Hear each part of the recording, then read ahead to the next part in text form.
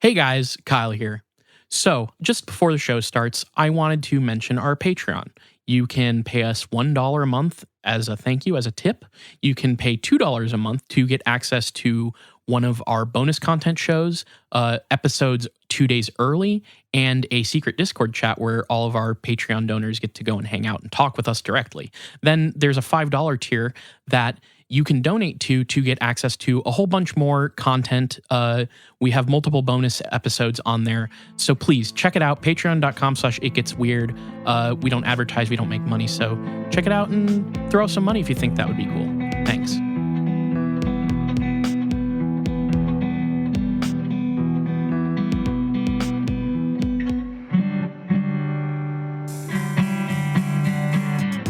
Welcome to It Gets Weird, our comedy show where we explore the unusual, the unbelievable, and the unexplained to try and make your world a little weirder.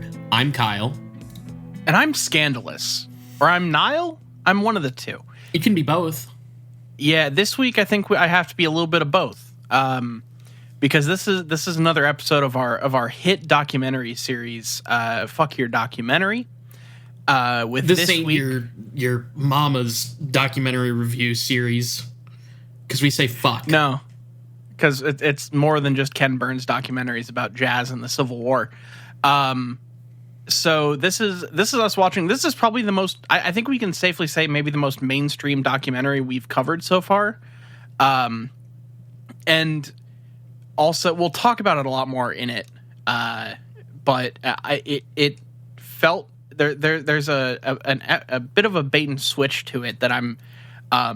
That we'll talk about. But we watched Scandalous, the Untold Story of the National Enquirer, which was a documentary from 2020 that I didn't realize until we clicked play that it was co-produced by CNN. Yeah. I was like, I don't know if dismayed is the right term. I was like, oh man, this is gonna be a specific kind of thing. It's I don't know. You could definitely... I don't know. Did you feel like you were watching something that you could see on CNN with this? Because I kind of did. Yeah, it has that, like... This felt like the B team of CNN. It didn't feel like it would make their top-of-the-line programming, but it definitely had that feel of, like, very polished, very... it felt like there were some... you could call them leading questions, but more just like very heavily soundbite-ified interview segments. And they also started out with like the first person you see was Carl Bernstein, who is, like a face of journalism, one of the guys that broke Watergate. Mm-hmm. So funnily enough, Jules then was like, "Oh, have you never seen All the President's Men?" which is about Carl Bernstein and Bob Woodward and the Watergate scandal. And so we double featured this and All the President's Men. Oh, which is nice. That's a really fucking good movie if you haven't seen it. But neither here nor there, because we're talking about the National Enquirer today. But it has Carl Bernstein, and then there's someone from, I think, the New York Times that's interviewed in this documentary. And basically everybody else worked for the Enquirer that was interviewed here, I think. Yeah, this was... On the one hand, it's pretty fascinating. On the other, it's like staring into a cultural abyss of America, and it stares back. This is, if I were to broadly describe this now that I've seen it, going into this, I was like, all right, time to talk about UFOs and Batboy, baby. For sure. Let's actually, before we actually tell exactly what this movie is, talk about the image that was advertised to you as the poster of this movie and the images on like streaming services where we watched it, because I think that's important as part of the context for A, why we picked this to watch it, and B, what it sells you versus what it gives you.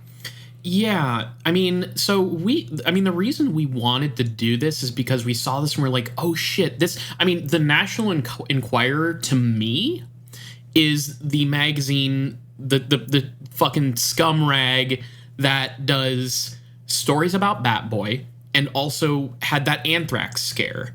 That is what they are in my mind, and it's so much more. I realized that, like, I'm kind of actually pretty young watching this, and I'm like, holy shit, like, people in my family having lived through the shit that they talk about in this documentary. I'm like, damn, I have maybe, compared to them, I've lived through 1% of, like, the crazy shit that's gone before. And this basically made me think, going in, that this was going to be about that sort of aspect of the National Enquirer, where they do a lot of, like, crazy sensational UFO stories. Batboy is the thing. Batboy is forever linked in my mind with the National Enquirer, which, like, and I don't know if it was actually National Enquirer or Weekly World News, but the Hillary Clinton having an alien child. Yes. Yeah. I mean, I think we do have some, like, international listeners on this show who might not know what this is, but it's basically what I said is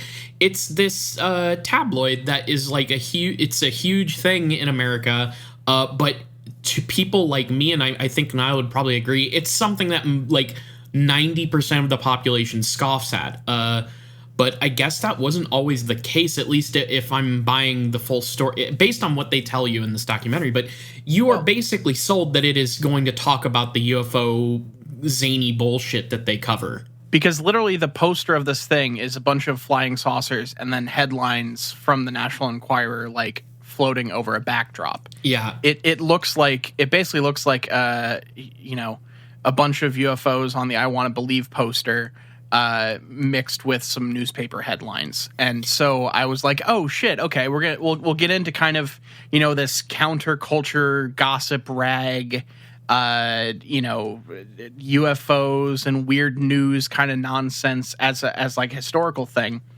But I feel like this documentary had no interest in looking into the like stranger aspects of the National Enquirer. Not at all. And only wanted to focus on its relationship with celebrity and gossip culture, and also, like, without explicitly but almost explicitly saying it, blame it for the degradation of like corporate news media in the US.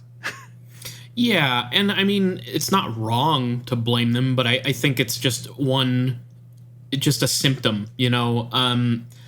Yeah, so I guess right off the bat, they do not cover any UFO bullshit. They do not cover Batboy, which is what I really wanted to hear about. So it makes it kind of a weird, an odd topic for It Gets Weird, I guess. Like, I think it's still interesting, but not for the reasons that I was expecting, and I was left with a much darker feeling than I anticipated, because I thought we were going to talk about how the fuck do they even arrive at selling a story about Batboy, I'm sorry, I'm super obsessed with Batboy. Yeah. Are you sure that wasn't Weekly World News? I really don't know. That was National Enquirer. Maybe it's Weekly. I don't know. I associate. Yeah. I mean, it's all the same to me. That might have been Weekly. It's Weekly World News. I just looked it up. Damn it. Okay. So, but nonetheless, they still have those kinds of stories. They straight up show headlines about UFOs. They have reporters calling people about UFOs, one of which was in Australia. Like, they keep they want you to know that the National Enquirer dabbled in this stuff, but they don't give a flying fuck about it.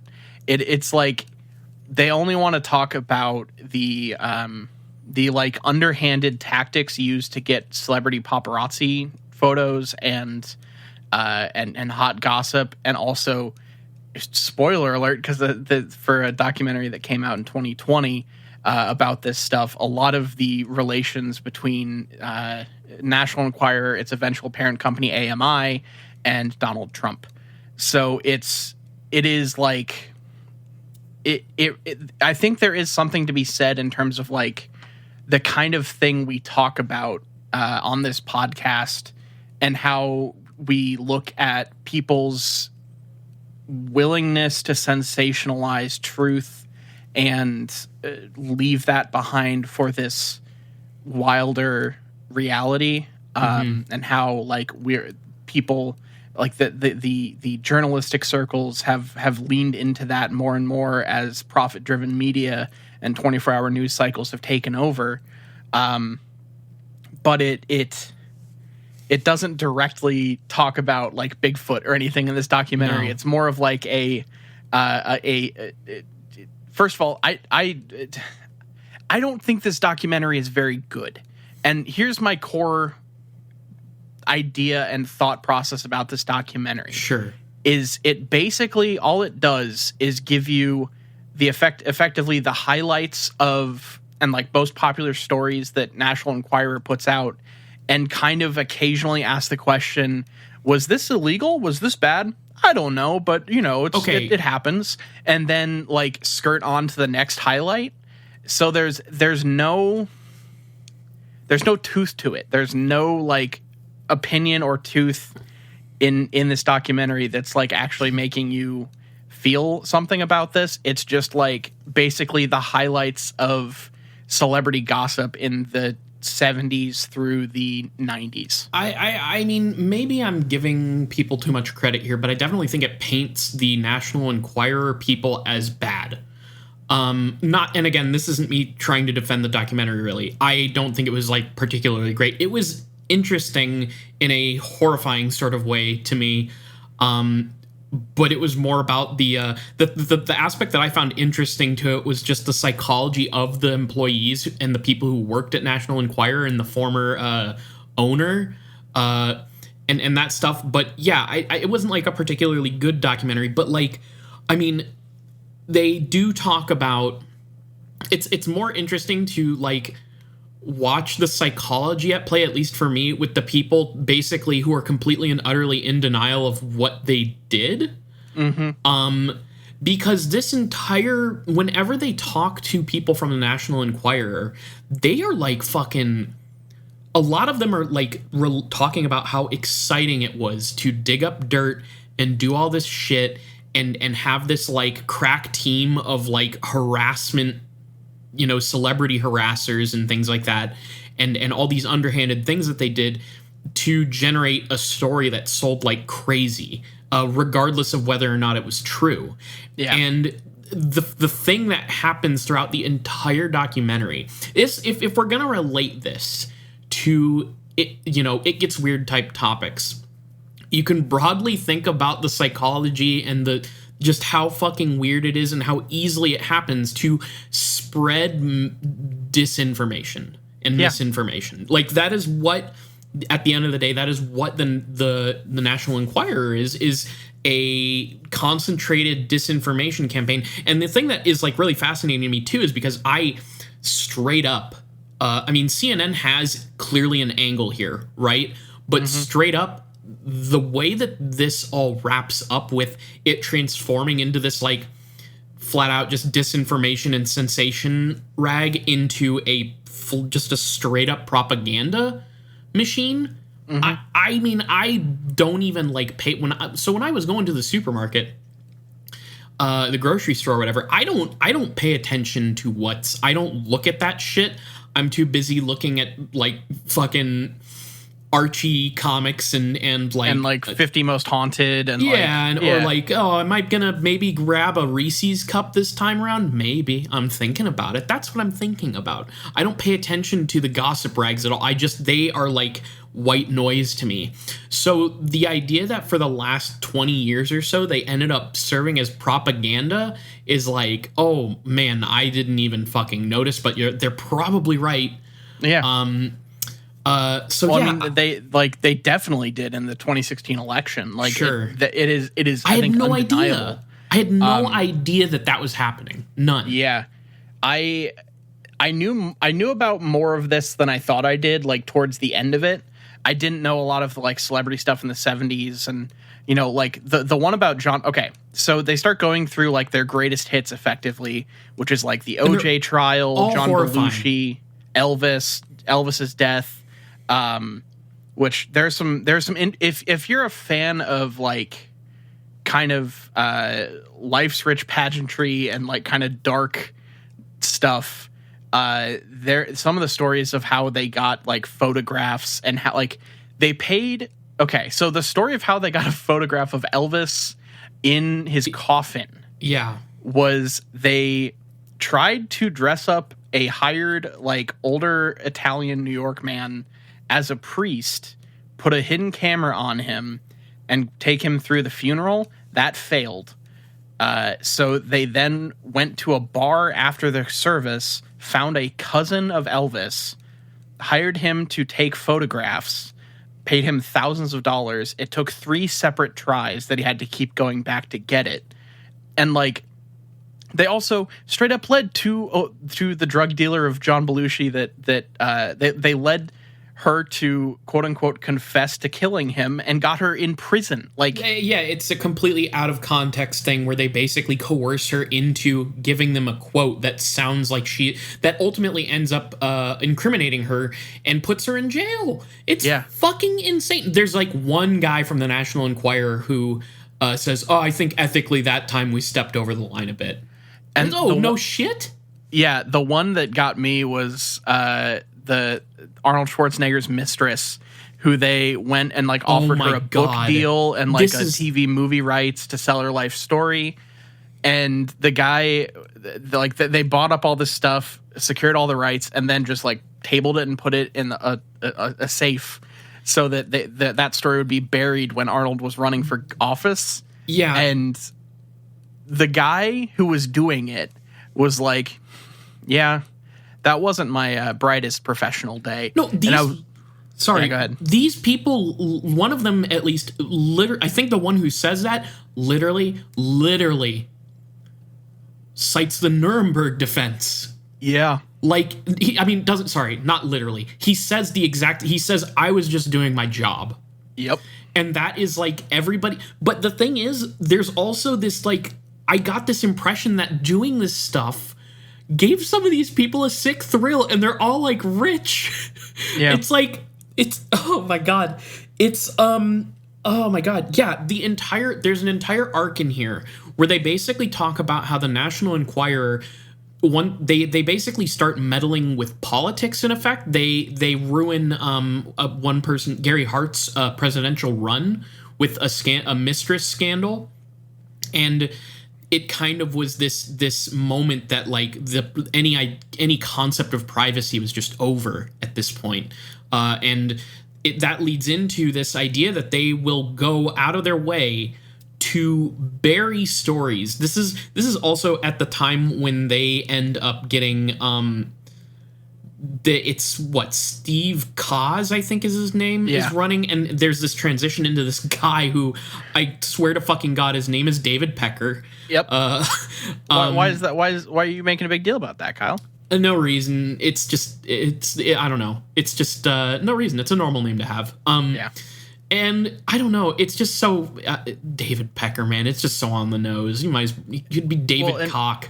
He's friends. He's like ends up being close friends with Trump, Arnold and Trump. Yeah. Yeah, and kind of leads the paper down this partisan path of not slandering, saying that's an actual legal term, but attacking Hillary and propping up Trump and burying stories. There's also, even before they start burying stories, like with Arnold Schwarzenegger's mistress, there's this whole aspect of like Trump basically would throw his own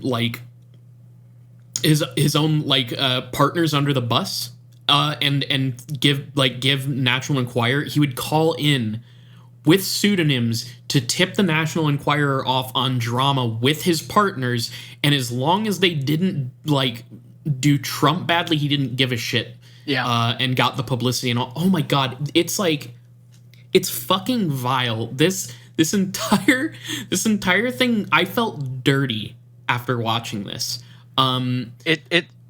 It really is. There's just a descent. Like, I feel like this is a thing that you see a lot in like movie arcs about startups and everything. How the corruption just comes in slowly and eventually it just gets so rotten. But like you can go back to the beginnings of it, where you could tell that the impetus was always to, sell the most copies, make the most money, whatever means necessary. It started like, we haven't talked about how it started. No, we haven't. It literally, the National Enquirer, I didn't know this, started out just publishing like car accident photos and like crime scene photos of gore. Great start. Sets the tone. Yeah. So a guy named Gene Pope Jr. Founded the National Enquirer. He actually bought what back then it was called the New York Enquirer. His father ran an Italian-American language paper. Was a made man in the fucking mob. Yep. And he got the money on a zero-interest loan from Frank Costello, in the movie described as the godfather of the mob, to buy the New York Enquirer. And he saw people rubbernecking at car accidents and decided to start publishing it. And so that's how it kind of got to a certain level of popularity, by just publishing literal gore and death. And then after a while, when he started to try to push into supermarkets for distribution, where it, up until, I think it still is today, frankly, he realized that you couldn't put gore in the checkout counter at a grocery store. Makes perfect sense. So that's when you make the pivot to celebrity gossip and UFOs, right? Yeah. And I wish they had just talked about like any of the non-celebrity stories, like any of them. Yeah. Because I feel like that's a whole side of the paper that they just didn't care about. When I don't feel, okay. This is called the Untold Story of the National Enquirer, where I feel like this is the stuff that people know. Like, this is the stuff that, like, they know the stuff about the OJ trial. That's when it really, like, came to prominence. They know the Diana stuff. The Untold Story, I feel like, is the other parts of the paper that we don't hear as much about. You're not wrong, but I will admit, so the things that I knew going into this were, I knew the Princess Diana stuff, I knew the anthrax stuff, and I knew that they were like pieces of shit. I didn't know a lot of the stuff. Like, I of course didn't know about its origins, but you didn't know that either. Why would you fucking know that? But I didn't know about the OJ stuff. I didn't know the National Enquirer. This is the one quote unquote good thing that comes out of the National Enquirer, is that they basically get key evidence that in the OJ trial. Yeah. But like finding photos of him wearing a particular set of shoes that was important to the trial, so that was the grand success of the paper, because they had more contacts, more places than anyone else. Like, they at one point just named the type of contacts in the OJ trial that they have, and it literally seems like a spy organization. They were effectively running an intelligence gathering, like, governmental service. It's fucking ridiculous. Yeah.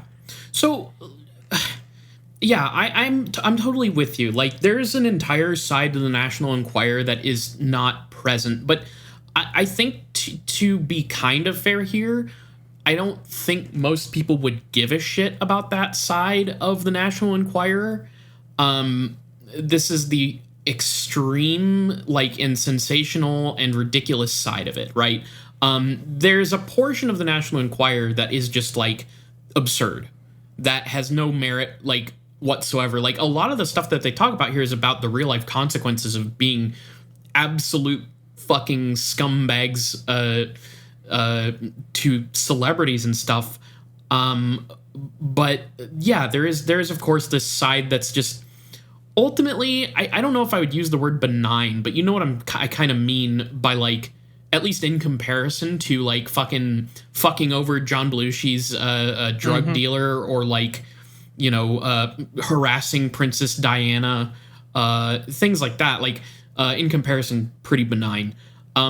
But maybe, I don't know. I think worth diving into, but this documentary doesn't do it at all. Yeah. I can't, like, I don't think I'm going to necessarily. The only reason I really want to give it shit, though, for that is because it kind of sells itself on the cover as having literally anything to do with that at all. I think they briefly mention something about a president meeting with a UFO, and that was like a story. They just like very quickly mentioned like, yeah, we have a story about the president who and a supposedly meeting with the UFO, and then they move on back to the celebrity gossip. But you know, it's it's definitely frustrating to get baited in like that, you know. And now we have to talk about it here, and all I can really think to talk about is how flabbergasted I am at these people who just are coming up with fancy new terms for lying that are just couched in this like uncertainty and ethically ambiguity, whereas I think any normal human being watching this will not find the ethics ambiguous at all. They would be like, wow, that's fucked up. You're all fucked up.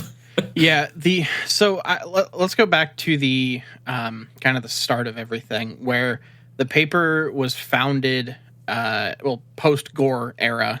They talk about this concept that I think is, you know, somewhat interesting, more as a historical, like, where did this come from thing than, but because I think it's much more commonplace now. But they literally talk about how the idea of the National Enquirer in its early days was trying to reach out to what they called Missy Smith. Yes. Which is the name they picked for the American everywoman who would pick up a kind of gossipy paper with a titillating headline and a bunch of, like, you know, eye-grabbing stuff to go read it in the bath after a week of working. Do you think that a 50s housewife ever was just like, I miss when they did Gore? I like their old shit when it was just car crash photos. Yeah, what's fucking crazy to me too is, like, I didn't know it was possible to publish something like that back then. That just seems like the kind of thing that doesn't happen until much later on in our timeline. But I don't know. That was fucking shocking to me that that's the origins of this. Yeah, well, anyone who misses the OG National Enquirer was really, really excited when the Red Asphalt series started on VHS, so they can,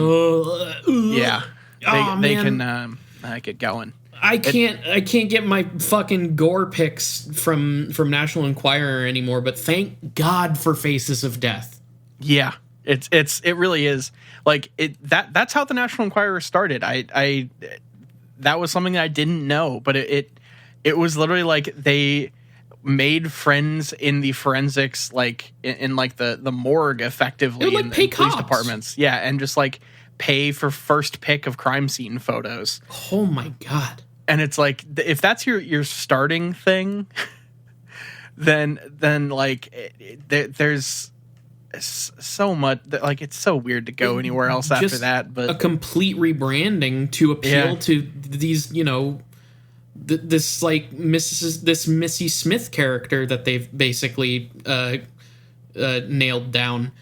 And they also, from early on, talked about how they didn't want to attack the U.S. government because their readers believed in the U.S. government. Yes. They were a quote-unquote patriotic paper. And every time they would have a quote, like an interview, like a little snippet of film from Gene Pope, the founder, he was always talking about how, all the news out there is so depressing. Like, it's all negative, it's all bad. So I want to offer people a little hope.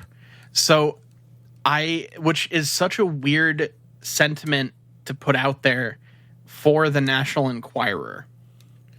Like, if they're like, I want people to think of, like, the world is a little less mundane than they think it is or something, that would make sense. But, like, phrasing it as, like, I'm trying to bring people hope and joy by telling them that fucking, like, this movie star has a mistress. Like, where's the hope in that? I don't know where the hope is in that, because, like, the things that they're talking about in the early days after they rebrand from their Gore rag days is like you said, celebrity news and gossip, but then they mention, like, medical oddities. We, of course, have to mention UFOs.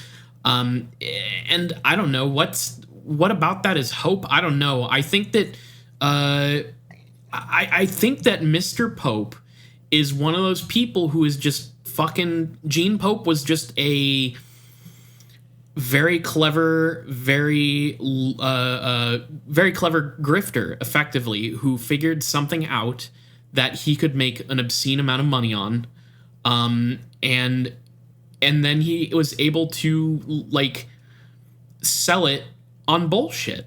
You know, I don't know how else to read that. For anyone that is a fan of this kind of thing, every time they talk about Gene Pope in this documentary, I think of Vince McMahon. Sure. The guy behind the World Wrestling Entertainment, World Wrestling Federation, whatever. Because he run, like, they were talking about how the newsroom was a kind of fun, bubbling place, but anytime he walked through the room, everyone picked up the phone and acted like they were interviewing somebody. And like he would fire people randomly on Fridays, and because he got mad at people for leaving at 5 on Fridays. This is insane because he literally so the way that they tell the story is that people would leave Friday evening after work to go get drinks together, which is a perfectly normal fucking thing to do, I think. Yep. But Mr. Pope, the way they describe him, they have all this footage of him just being like, oh, I'm here to give people hope with my, absolutely sociopathic smear tabloid. But then the way all the National Enquirer employees that are interviewed describe him is just like they are tense around him. You don't want, it's literally he's like fucking like a less funny J. Jonah Jameson type character. Like he is literally that character from movies and comics of the owner of the magazine. He makes them tense. You don't want, they're like, you don't want him to know your name. You don't want his attention on you. You just do your job and don't interact with him. And if you interact with him, that could be a very bad sign or a very good sign. And he was a scary man. And so he concocts this fucking thing where he basically, instead of letting them go on Fridays to go get their drinks and stuff together, he makes them basically stay at the office with this giant catered stuff. Forces, essentially like coercing them to stay at work. It turns into a big party, basically. Yes, where they get drunk and they all hang out, but then they end it with, and by the end of those parties, somebody was fired. And it's like he needs it. Like, again, this is where the fucking psychology of this is like ridiculous, because he needs all these people to be around so that he, I don't know. I don't even know what's going on there. It's just he wants to exert this power over them.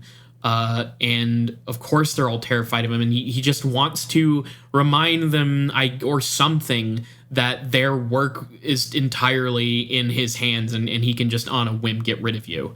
And everybody's there to witness because they're there partying.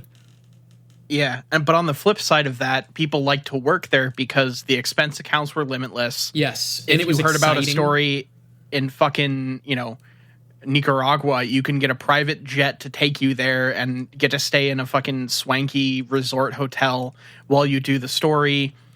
Everything is paid for. It's like it was run in a way that no expense was spared in getting the juiciest story, as long as you did everything within your human capabilities, not legal, but human capabilities to get that story.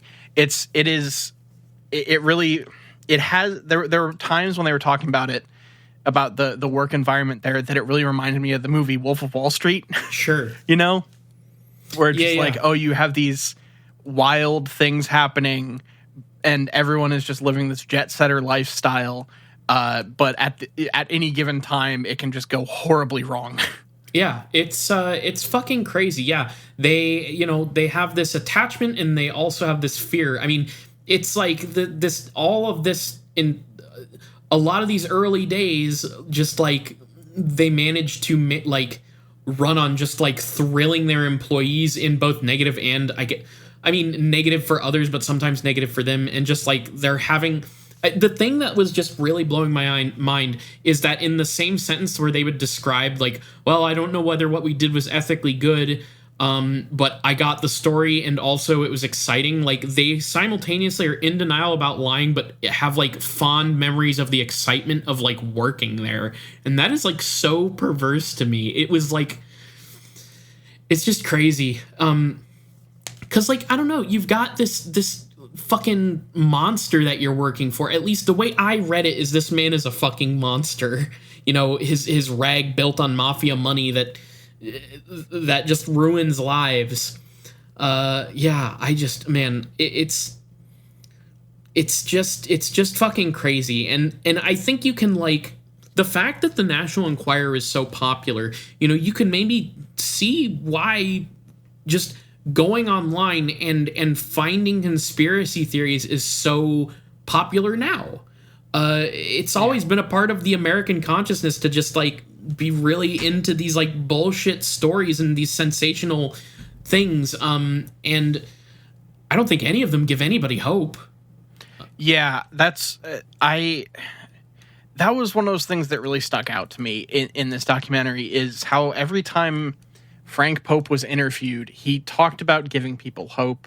And I know I've mentioned this, but it's a thing that I keep coming back to in this documentary because it's so incongruous with the product they were putting out, at least in the way this is framed. And I don't know what to do with it, because this documentary feels somewhat incongruous with itself at points. Sure. Because it tries to present, like, everything and let the people who worked there tell the story that they want to tell. But I also feel like you don't ever, the closest you get to, like, an outside voice being like, yeah, no, this was kind of like, this was kind of fucked, is when they have those, that woman, and then the round table things that they have where it's like Carl Bernstein and various other media personalities with, like, one person from the National Enquirer, and they're like, do you really think this is, like, what journalism is supposed to be? And they're like, well, it's what people want, we got to give them what they want, right? And it feels like a capitalistic libertarian ideal of what news should be. We should long have learned the lesson what happens when the quote unquote people decide what's good for them and what they want. And yeah, I don't know. I get what you're saying. Maybe I'm straight up just, like, giving it too much credit, because I felt like the entire thing does paint this in a very negative light. But at the same time, I'm the guy watching it and listening to these ex-employees speak kind of positively about their experience, but in between the context of everything else that is said, it makes them look bad, at least to me. I think it does make them look bad, but I feel like, okay, how do I put this? Because it's not that, like, I do think that they paint the National Enquirer as like bad, but they paint it as this separate thing from news culture in general. Oh, sure. Like, they paint it as this, like, wild aberration that drug everyone else down to their level. Sure. When it really feels like, because CNN made this documentary, they couldn't admit their own fault in dragging the discourse of news down. Sure, absolutely. No, that's totally fair. That makes more sense. And I mean, just the context, the framing of this being a CNN documentary changes a lot of things. So it's yeah, I mean, I think the nature of media in this country is just so severely fucked. And the National Enquirer is not, it's obviously more fucked in a lot of ways for a lot of different reasons, but it's not the be all end all of the conversation of the fucking of American news media at all. I agree. Yeah. I think that they also kind of paint it as, it even did some good things before David Pecker came around. Like, they paint this as some big change in what the paper did, and in some ways it was, but, like, it puts all of the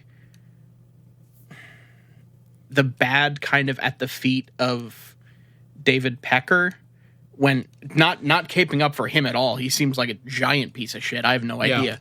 But I don't think that, like, I feel like it looks back on the history of the entire paper with this kind of oh, those were just like those old swinging days of like, the 70s, and we were all just trying to do something different, or trying to it has this rose tinted view to the past that only really changes when they get bought out by AMI.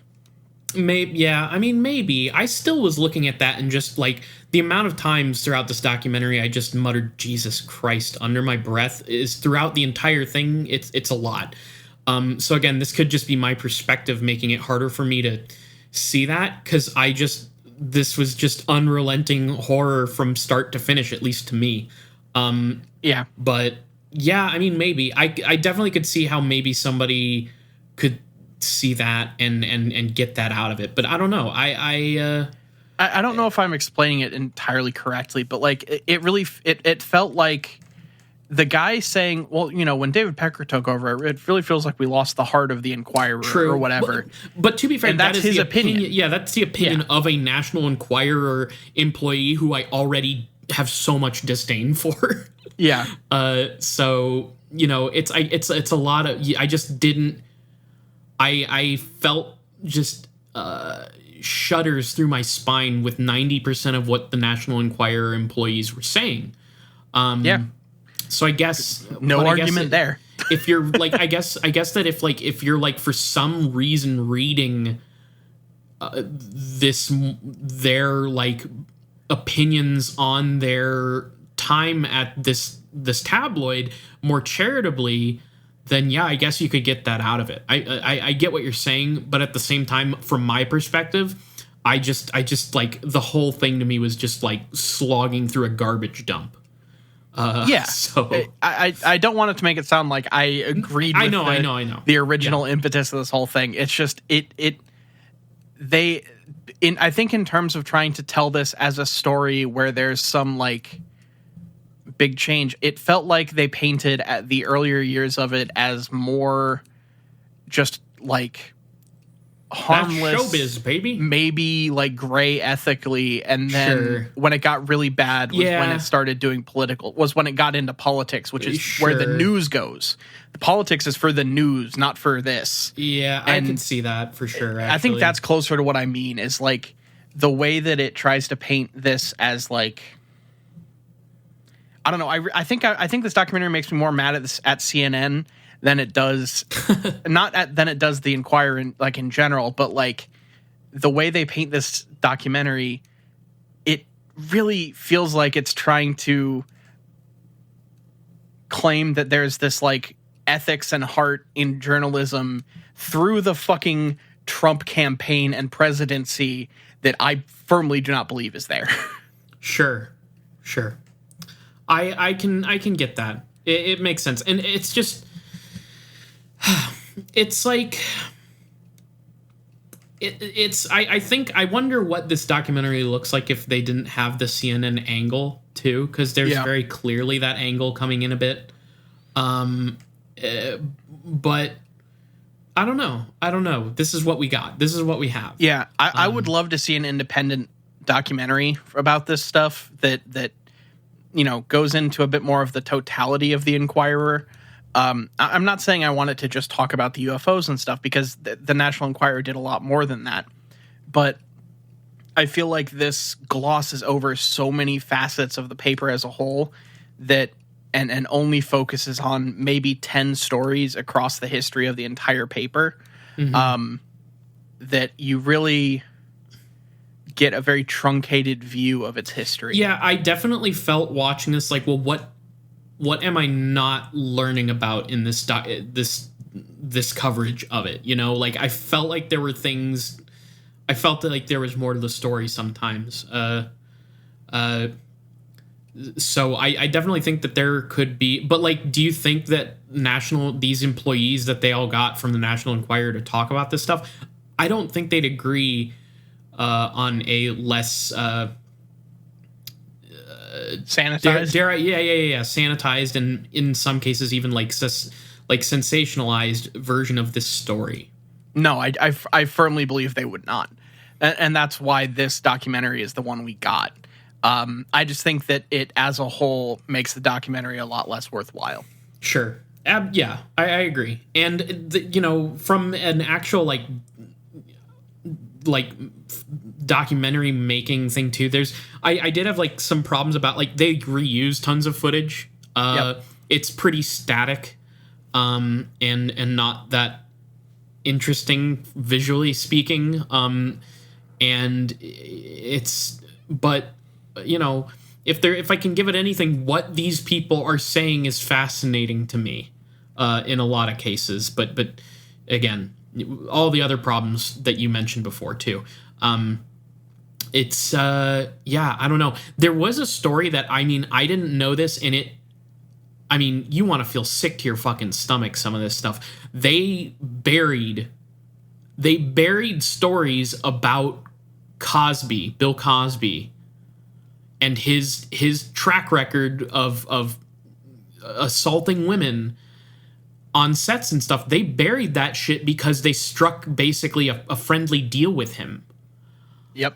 For face-to-face interviews and stuff by anybody but the reporter that was going to break the stories about his abuses. Yeah. So there's these big, like, they basically tell you like, oh, you know, this is where the National Enquirer is responsible for, you know, what could have happened if they actually went through with busting Bill Cosby back then.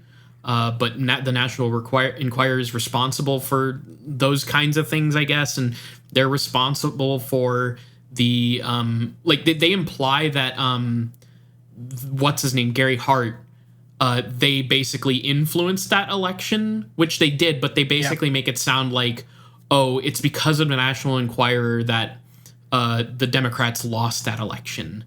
And borderline, they imply that because of the National Enquirer, George W. Bush got in office. Yes, which there is a big leap there. But and I mean, it's, I don't know. I definitely feel there's moments in this documentary where it feels like there is a gap, right, of information that, and I could be wrong. Maybe they are more responsible for those things than I realize, but like, I feel like there's a bit of a gap in information here. And again, this always goes back to the CNN angle of this.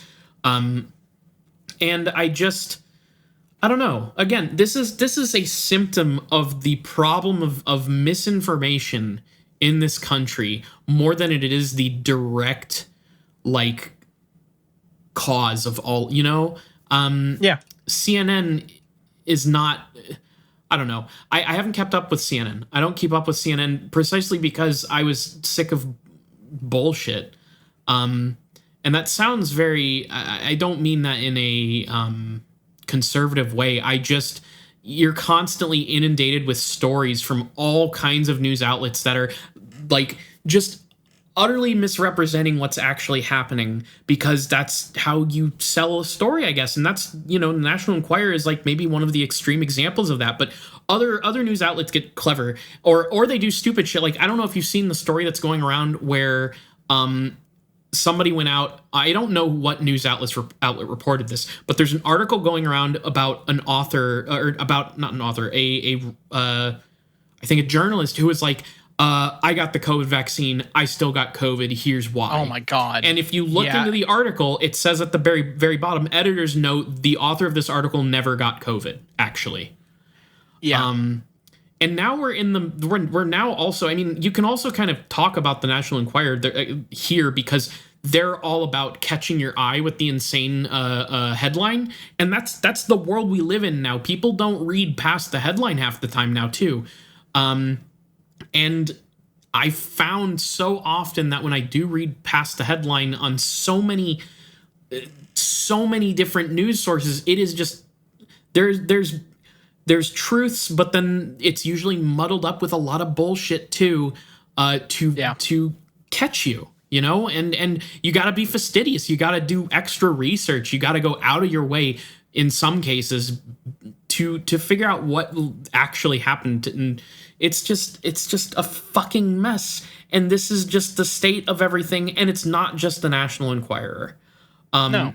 Like, and that's why it's easier to go find these conspiracy theories. I'm so sorry. It's why it's easier for some people to just go find these conspiracy theories and come up with their own truth, because it's way more frustrating to try and get to the bottom of reality than to, just come up with your own truth. And we've got this individualistic society that just is like, I can become the expert on the matter. I don't need to listen to other experts who put all this research in. I'm also an expert, and it's just, we're in so much trouble, man.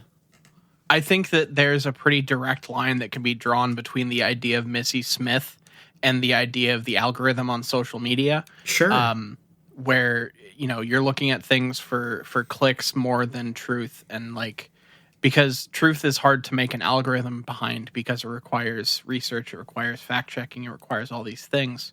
Whereas engagement is a thing that's easily quantifiable in an algorithmic nature. And so you get this whole documentary. This is I've kind of said this, but this is what's really frustrating to me about this, is that it paints the National Enquirer as an aberration, not as a symptom of the larger picture, where CNN these mainstream media outlets do basically the same thing. They don't have quite the elaborate network behind the scenes of hairstylists and drivers and stuff giving them tips, but the push to sensationalize and the push to make everything a soundbite or headline has led to the degradation of public discourse and public perception of news and the events that happen in our world in a way that is very not at all different from the way the National Enquirer focused itself. So this is a bit different than where we normally go with podcasts, but I got very frustrated watching this documentary, and especially after this is also to a point, you could decompress what I'm about to say as another kind of rose-tinted glasses kind of thing. But watching All the President's Men right after watching this documentary was really interesting, because in that movie, it really superimposes. There are these long shots of Redford and Dustin Hoffman typing away at their papers as they're working on this big story. And in the foreground is a TV set displaying sound bites from politicians and Richard Nixon, basically giving the party line on the events and denying everything. And so the more front-facing public news medium is just giving you this watered-down version that doesn't have the facts and doesn't have the actual story, whereas in the background you see these people working away to try to give the actual story. And it that's the thing that I feel like is such a hard thing to do in this day and age.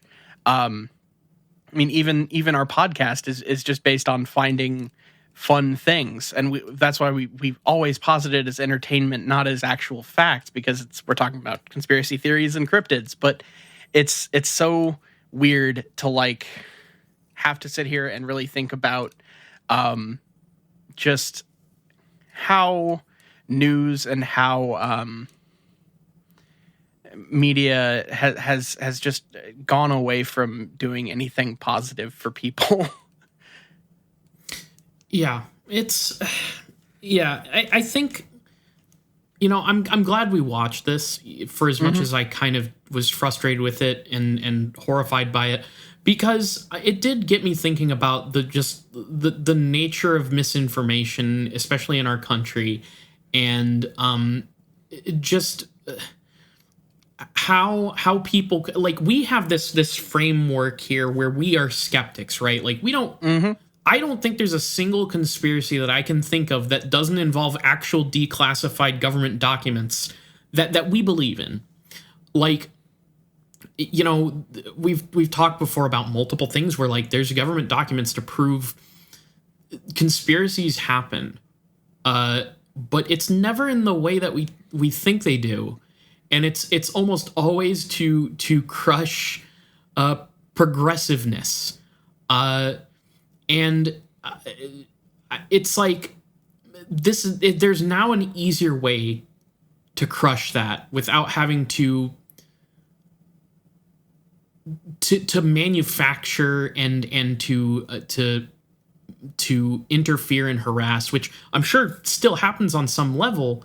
When I'm talking, think of COINTELPRO, but now it's easier to just let the American public manufacture their own truths. Yeah. And that's where we are. And it's fucking shocking to see these quote unquote journalists, see it as just doing their job. Because I don't know.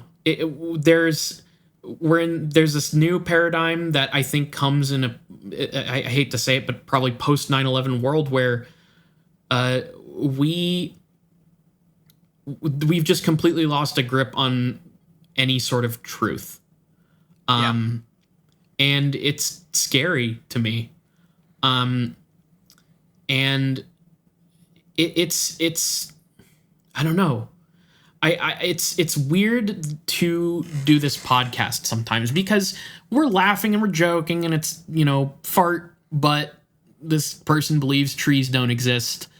But forever there's a huge army of Alex Jones style conspiracy theorists who have rejected you reject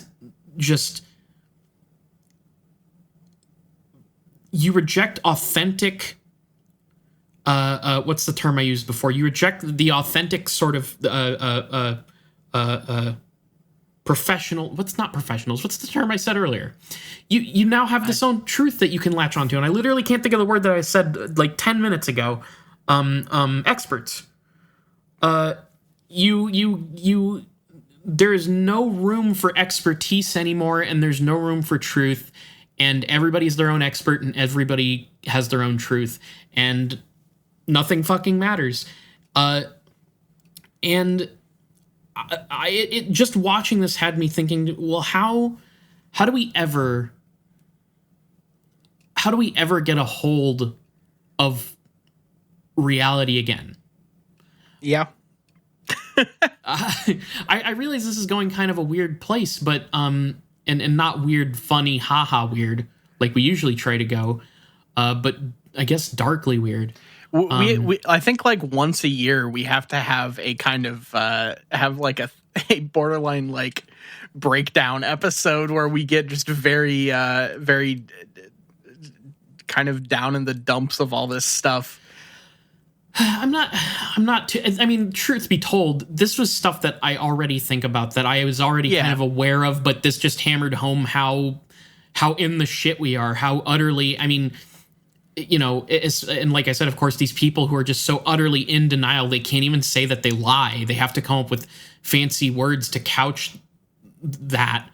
The phrase, I think the phrase was exploding the gnome, where that was what they called like sensationalizing a story and finding the juiciest way of putting it out there, which is a wild terminology. I might have heard that wrong because everyone in this documentary was British, which we didn't really talk about. Oh, true. Because they imported all of like the Sun type reporters because they were way more brutal than the American journalistic set.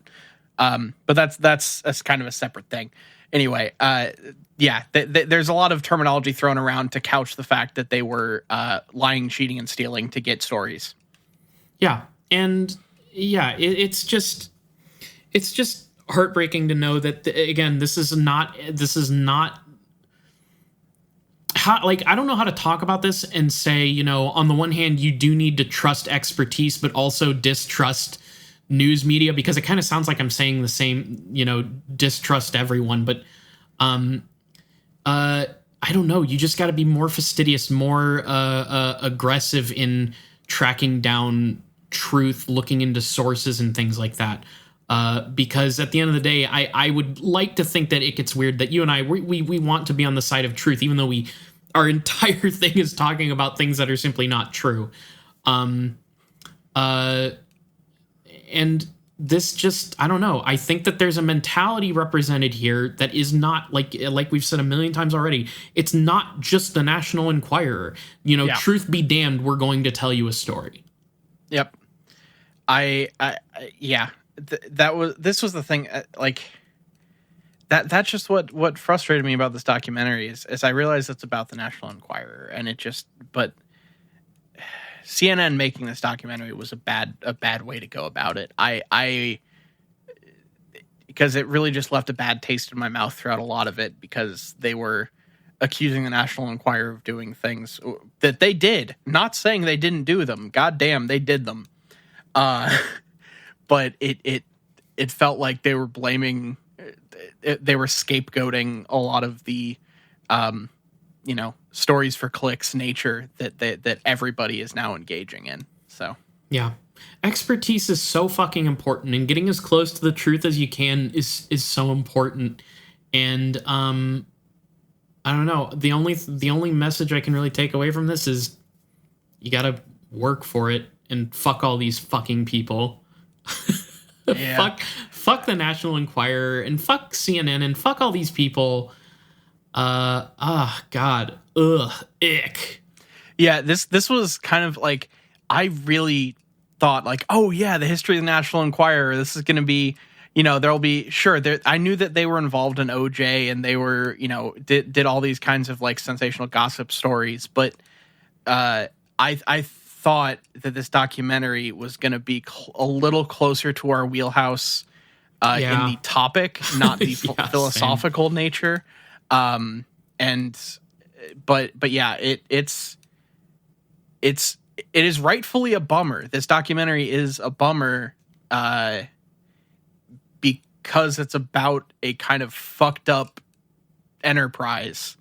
But it's also a bummer in a larger scale, in a way that they maybe didn't intend, because I think it's an unflattering mirror that needs to be turned on themselves as well. So, yeah, I mean, I could see fucking CNN people and National Enquirer people after filming this going out for drinks together. And not that I know that they did. I mean, like, it's a different type of like madness and story selling. Like, CNN is going to turn your boomer parents into like neoliberals who, believe that the Russiagate conspiracy is the be all end all to like Hillary's loss in 2016 or whatever the fuck. I don't even know what the fuck they talk about anymore. I've completely checked out. So it's its own version of bullshit, and there's just so much bullshit out there. And this, in trying to talk about bullshit, ended up being its own form of bullshit too. Yeah. I don't know. I feel like I've said basically all I can really say on this. Let's not beat it to death. We've had our little therapy session here. I honestly kind of I think the next FYD episode, we're gonna intentionally go way further back into our wheelhouse, because this. Niall, we saw a headline and we were enticed by it.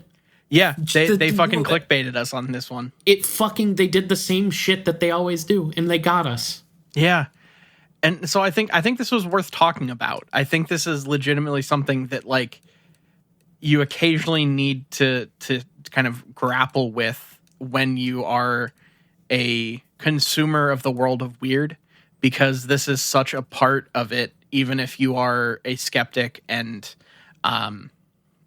try to go about this in a non-shitty a manner as possible. But yeah, this isn't normally the kind of tone that I want to go into these episodes with, but I think it was worth doing once, Yeah, sure. I feel bad that we fell prey to to their nonsense that we didn't, I'm sorry we didn't bring you all an episode about magazines that publish UFO and Bigfoot stories, but I hope that it was interesting nonetheless. I guess we have to kind of give a very short review in the form of the phrase "fuck your documentary." For me, this gets an emphatic "fuck fuck your documentary. Like, I this was worth watching for this podcast, but I don't think you're basically just watching a serialized form of the greatest hits of the National Enquirer gossip column. So just don't waste your time for me.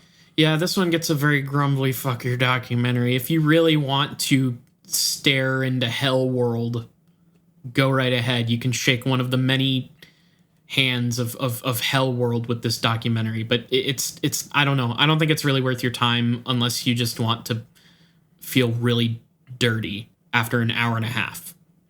Yeah, I agree. Just fucking go watch anything with the word Bigfoot in the title. Just go fucking do that instead. True. Yeah. So I don't know. I think that basically wraps it up for me. Do you have any last thoughts? No, I'm done. I'm over it. Cool. So I guess that wraps us up for this week. Let's go ahead and take care of some business. If you want to find more episodes and more posts and everything from us, you can find us on Twitter at IGW Podcast. You can follow us on facebook.com/itgetsweirdpodcast. And we're on all your favorite podcatchers from Stitcher to Google Play, Apple Podcasts, Spotify. If you listen to podcasts somewhere, just look up It Gets Weird and we're probably there. And then itgetsweirdpodcast@gmail.com. Send us emails, please. I loved getting emails. We love to read them. We love to eat them. I almost forgot what we did because I'm just I just like dissociated after talking about this documentary. But yeah, itgetsweirdpodcast@gmail.com. Please email us. We love the emails. Send us your stories. We love them. Patreon.com/itgetsweird. Check it out. We have a $2 tier and a $5 tier. Both gets you bonus content. $5 tier gets you a little extra bonus content. And either one you donate to, you get access to our secret Discord where you can chat with us directly. And it's a lot of fun. There's been a lot of fun shit going on in the Discord lately. So please check it out. And then we also have a $1 tier if you just want to tip us. That's cool too. So if you can spare a few bucks for your favorite podcast, and we know we're your favorite podcast, please do. If not, we totally understand as well. Just remember, tell your friends, tell your enemies, and tell your congressman, check out It Gets Weird. All right. And on that note, we'll go ahead and wrap this episode up. I've been Niall. And I'm Kyle, signing out. Peace.